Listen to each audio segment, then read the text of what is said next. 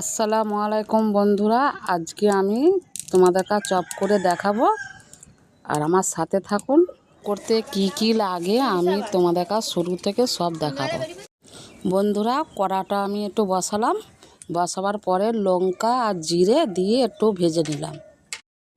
লঙ্কাটা ভাজা হয়ে গেছে বন্ধুরা, এবারে হামানদিস্তে একটু গুঁড়ো করে নেব। লঙ্কাটা গুঁড়ো হয়ে গেছে বন্ধুরা, এবার কড়াটা বসিয়ে দেবো, একটু তেল দেবো। বন্ধুরা, তেলটা গরম হয়ে গেছে, এবারে রসুনটা দেবো।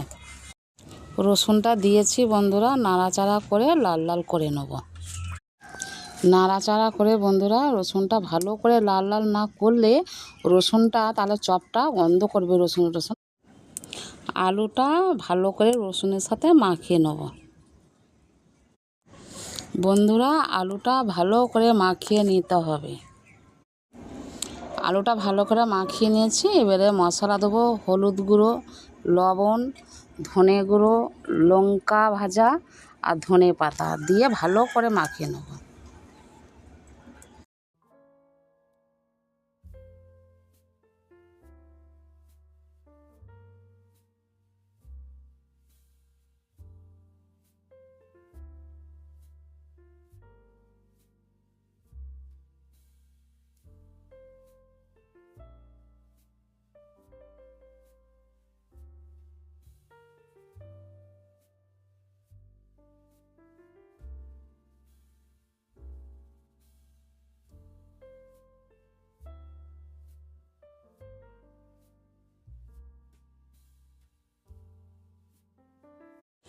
বন্ধুরা, ভালো করে লাল লাল করে মাখিয়ে নিয়েছি, এবারে নামিয়ে নেব।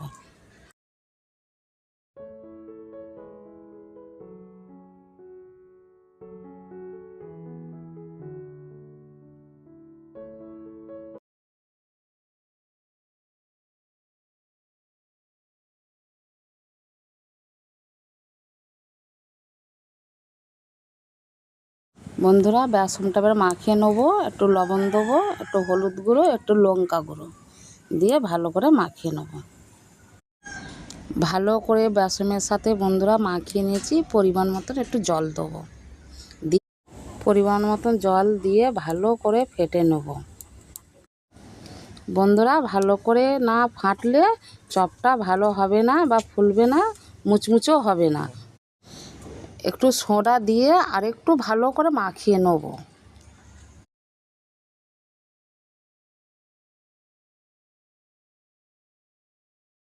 বন্ধুরা, সোডা দেওয়া হয়ে গেছে, এবারে চালের গুঁড়ি দিয়ে ভালো করে মাখিয়ে নেব।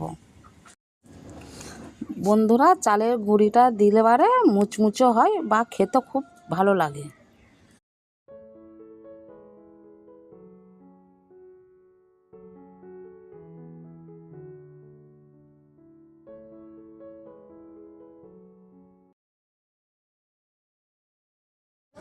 বন্ধুরা, চপের আলুটা সাইজ মতন করে কেটে নেব। কেটে নিয়ে বেসনের সাথে একটু মাখিয়ে চাপটা করে নেব।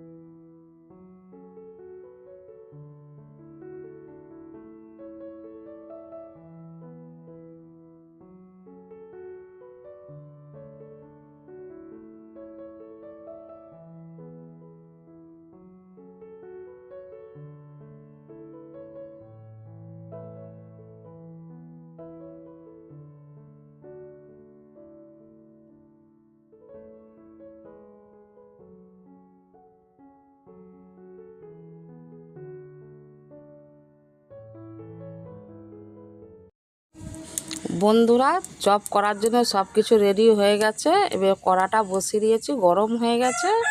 তেলটা ঢেলে নেব।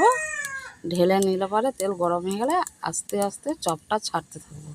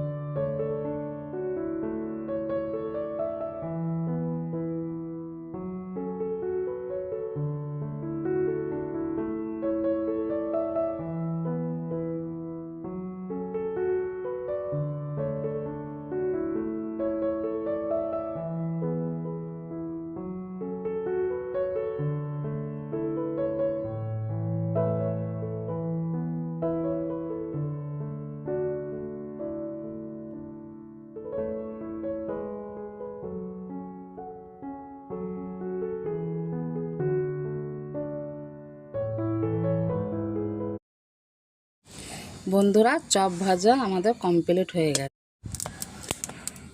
দেখুন বন্ধুরা, চপের ভেতরে কত সুন্দর হয়েছে। বন্ধুরা, ভিডিওটা ভালো লাগলে লাইক, কমেন্ট, শেয়ার বা সাবস্ক্রাইব করবে। বন্ধুরা, পরের রেসিপি কি দেখতে চান আমাকে কমেন্ট করে জানান।